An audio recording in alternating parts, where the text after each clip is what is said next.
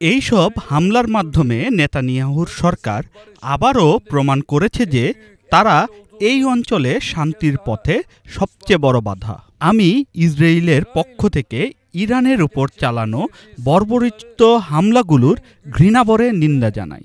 ১৩ জুনের হামলাগুলো শুধুমাত্র সামরিক আগ্রাসনই নয়, বরং চলমান কূটনৈতিক প্রক্রিয়াকে ইচ্ছাকৃতভাবে ব্যাহত করার এক পরিকল্পিত প্রচেষ্টা। আজকের এই ঘটনাবলী স্পষ্ট করে দিচ্ছে যে নেতানিয়াহু এবং তার মিত্ররা কোনো সমস্যার শান্তিপূর্ণ সমাধান চায় না।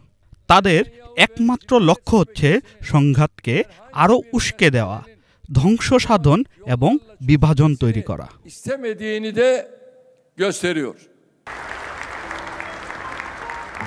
Sayın Cumhurbaşkanımıza hitapları için şükranlarımızı sunuyoruz.